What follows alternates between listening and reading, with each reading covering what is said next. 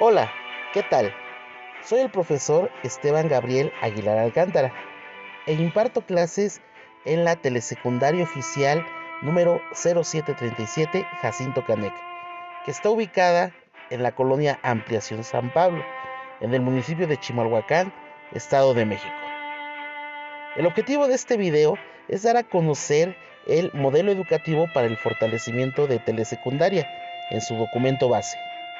Eso es con la finalidad de que las personas que están relacionadas en este medio, y por supuesto también las que no, sepan de las características de este nivel educativo y de esta forma puedan generar una percepción correcta del entorno que rodea a este mismo.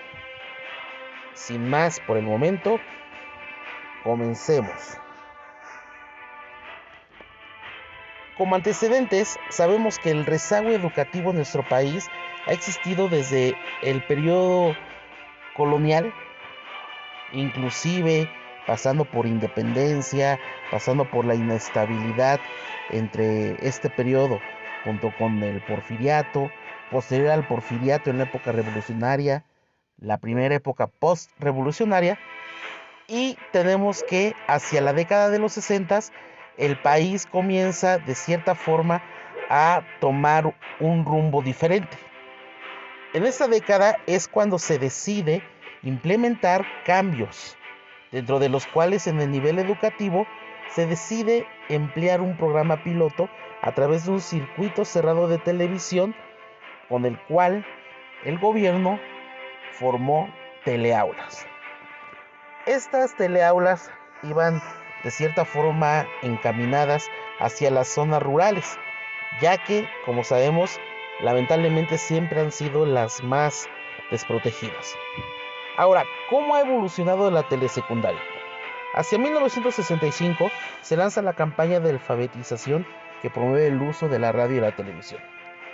De 1965 a 1970 es cuando se realiza la prueba piloto y tenemos que, en una medición que hicieron, en 1966, el 76% de los alumnos aprobaron el curso, una cifra muy similar a la que obtenían en las secundarias convencionales.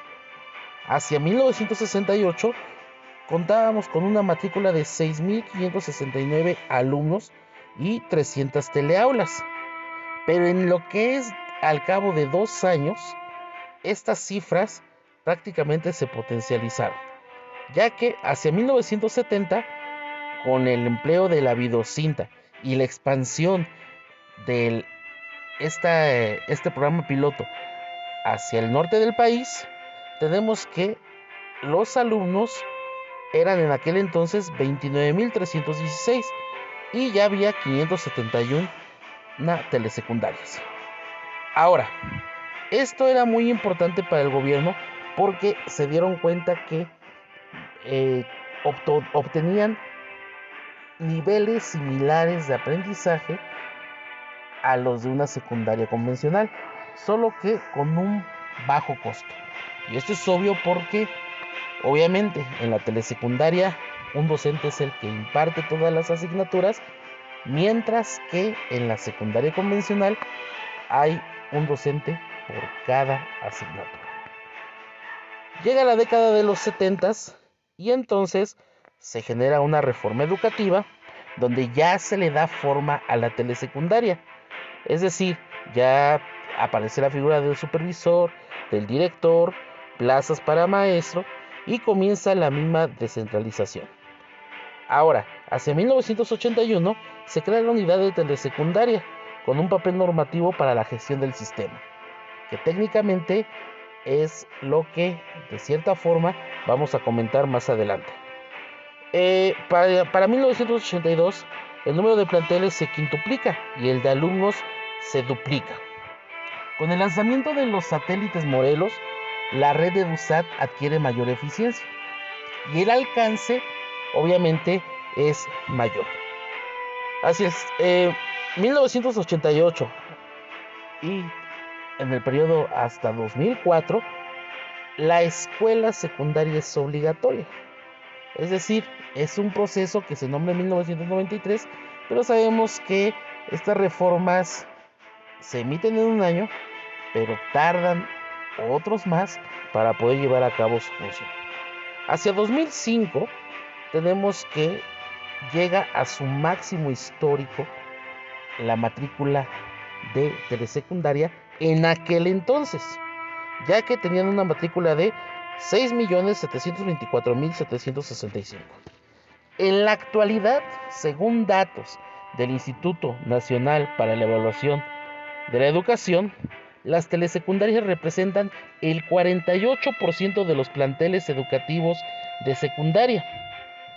De estos, el 21.1% de la matrícula total está concentrada en este nivel, es decir, un aproximado de 1.448.281 estudiantes y 72.954 docentes son los que laboran en esta modalidad. Esto representa el 17.8% de toda la plantilla docente de nivel secundario.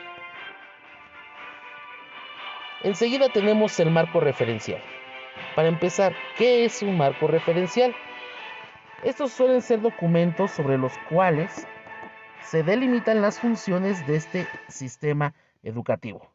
Debemos recordar que finalmente uno de los objetivos de la telesecundaria fue abatir el rezago educativo. Y como en un principio lo mencioné, el rezago educativo sobre todo en zonas rurales, zonas de difícil acceso. Ahora, si hablamos de esos documentos, tenemos que la Constitución Política de los Estados Unidos Mexicanos entra dentro del marco legal, porque de acuerdo al artículo 3 de nuestra Constitución, que habla que la educación en México debe ser laica, obligatoria y gratuita, es la que define la legalidad de este modelo educativo. Pero también tenemos plan y programas de estudio para la educación básica. Obviamente, con el paso del tiempo, estos planes y programas de estudio se han ido modificando y se seguirán cambiando. Sin embargo, el modelo de telesecundaria, a pesar de los cambios, se ha mantenido en cierta postura y hasta cierto punto le ha dado la razón, ya que los cambios han sido prácticamente enfocados hacia el tipo de trabajo que se maneja en estas escuelas. Y tenemos un enfoque social, que este se da en el Plan Nacional de Desarrollo. Recordemos que este Plan Nacional se da en cada sexenio. Sin embargo, siempre hay un aspecto educativo y es muy complejo que los objetivos en este aspecto cambien como tal. Hablemos del modelo educativo. El modelo educativo de nivel telesecundaria busca generar personas conscientes, capaces y sobre todo competentes para la vida mediante el uso de las TICs, al igual que el del marco referencial, que está basado obviamente en los planes y programas. Pues prácticamente el modelo educativo implica que esos planes y programas se apliquen como tal dentro de lo que es el estudio en telesecundaria, y sobre todo podamos generar ciudadanos capaces de interactuar y sobrevivir en forma adecuada en cualquier parte del mundo, no solo en el país. Y también esas definen las características que un joven debe de tener al concluir sus estudios de educación básica. Obviamente, sobre este modelo educativo, entonces tenemos el desarrollo de las famosas competencias para la vida. Es decir, los jóvenes deben de tener una percepción en diferentes ámbitos, no solo en el nivel académico, sino que también puede ser en el nivel artístico, natural. Debe de ser capaz de cuestionarse el porqué de los fenómenos sociales, naturales, y también debe de ser una persona productiva, es decir, generador de proyectos. Eso es algo muy importante que tenemos en telesecundaria. En secundaria general, muchas de las ocasiones el enfoque va hacia solo una formación académica, mientras que en telesecundaria buscamos que los jóvenes se apoyen en todas las tecnologías disponibles. Ya no hablemos solo de televisión en la actualidad, hablemos inclusive de internet, de la informática, y que puedan aplicarlas para el desarrollo de su vida cotidiana, y eso le provea el éxito a nivel académico, personal, familiar, etcétera. Bajo esto tenemos dentro de este modelo educativo las características del modelo de telesecundaria. ¿Cuáles son esas? Para empezar, el docente es un mediador. Es decir, en muchas ocasiones hemos escuchado que el docente es el que da la clase, da los apuntes, da los conocimientos. En telesecundaria lo que se busca es que el alumno tenga un pensamiento crítico y que el docente solo sea la guía para poder llegar a ciertos objetivos o ciertas conclusiones. Entonces, aquí lo que hacemos como docentes es precisamente, como muestra la ilustración, procurar que el joven, como decimos coloquialmente, se le prenda el foco, tenga ingenio, y eso le dé la capacidad para la solución de problemas. Pero también las características como tal es que el modelo de telesecundaria es integral, porque se basa en la realidad geográfica del joven, en su entorno, y en base a eso evalúa las problemáticas que se pueden resolver. Es flexible porque no solo tenemos una manera de enseñar, sino que buscamos diversas estrategias para que el joven no solo se enajene en el aula como algo de leer, escribir, no, sino que procuramos buscar diversas estrategias para que mediante casos el joven pueda entender el por qué es importante su preparación académica. Es incluyente porque esas estrategias también las diversificamos para que los jóvenes aprovechen los recursos que tienen al alcance. Si tenemos, en este caso, una infraestructura avanzada, la utilizamos, pero en caso de que no, procuramos que todos los elementos, por muy rudimentarios que sean, el joven le pueda sacar el máximo provecho para su formación académica. Y es participativa porque escuchamos la opinión de la comunidad escolar, de los protagonistas, padre, trabajo entre pares con nosotros como profesores, directivos y sobre todo los alumnos. De ahí que este modelo sea enteramente eficiente, ya que permite que precisamente podamos tener un desarrollo pedagógico de cierta forma avanzado, y que la próxima reforma educativa que se prevé para el país le va a dar la razón a este sistema. Tenemos el modelo pedagógico.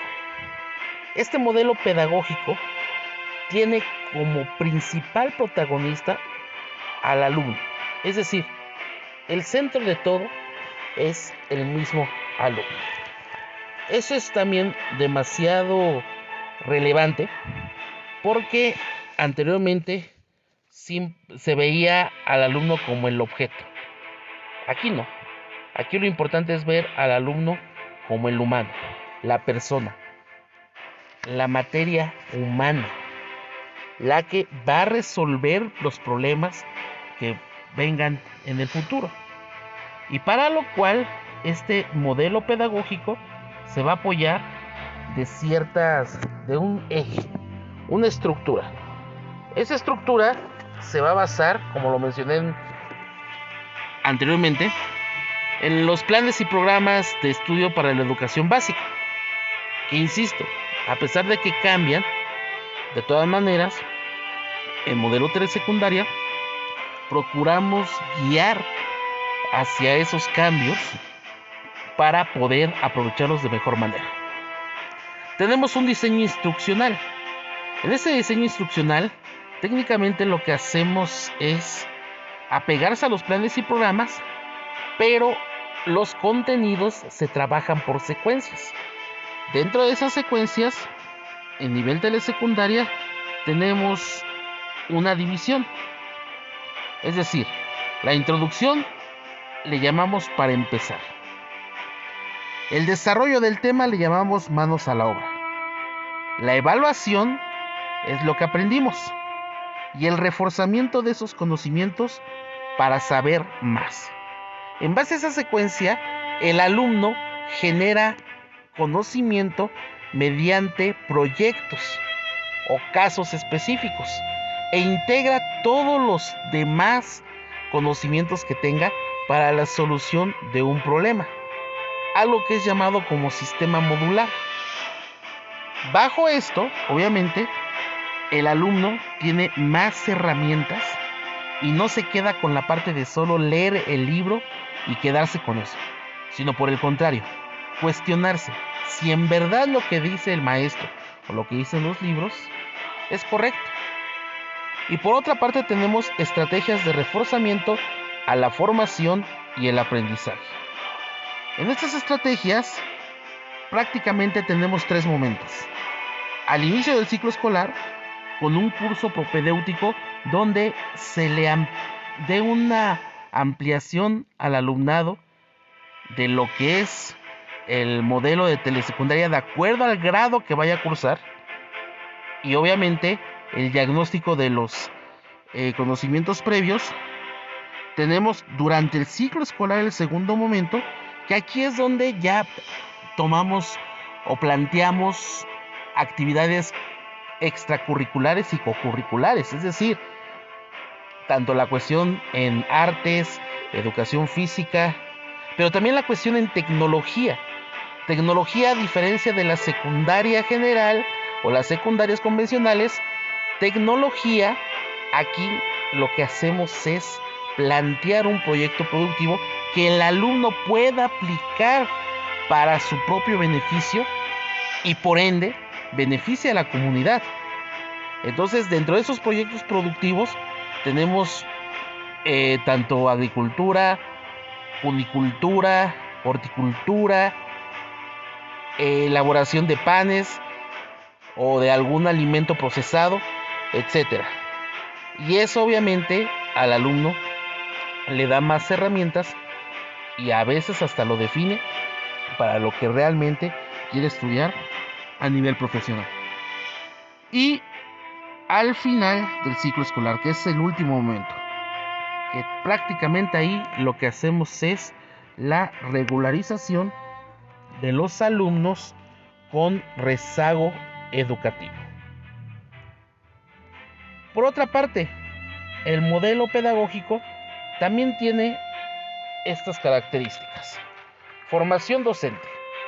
Aquí el docente, como nosotros, tomamos cursos y no solo eso, sino que nos preparamos constantemente para plantear actividades, planeamos esas mismas y que tengan un alto impacto a nivel educativo. Materiales y medios. Aquí podemos manejar los materiales impresos o los materiales digitales. En la actualidad es complejo hablar inclusive de una red EduSat solamente, porque ya con la conjunción del internet nosotros tenemos ya la pauta para elegir esos medios que primero que le convengan al alumno y segundo que sean también accesibles para ellos. En la siguiente característica, infraestructura y equipamiento. Prácticamente aquí es aprovechar los recursos que se tienen, los recursos informáticos, los recursos impresos y poder orientarlos hacia la práctica docente. La gestión, operación y seguimiento se basa en prácticamente el trabajo administrativo de la parte directiva, es decir, la gestión de recursos, ya sea a nivel federal, a nivel estatal, a nivel municipal, que puedan coadyuvar para nuestra práctica docente. Y la evaluación y mejora, que es en donde aquí cada docente conlleva un sistema de evaluación.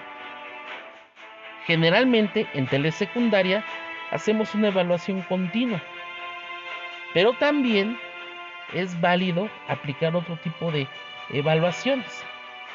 Bajo eso nos da la pauta para poder tener un mayor margen y que el alumno no solo se le ponga un número o una calificación o una evaluación cuantitativa, sino también una evaluación que sea formativa y que a su vez sea cualitativa.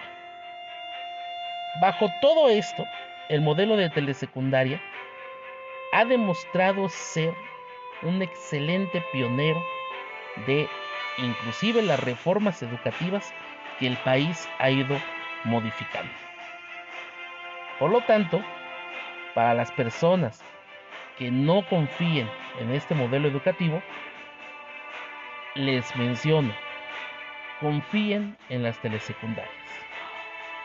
Yo considero que posiblemente sea el verdadero futuro de la educación en México, porque el gobierno va a ahorrar recursos y sobre todo por la cuestión de los resultados. Muchas gracias por su atención. Hasta pronto.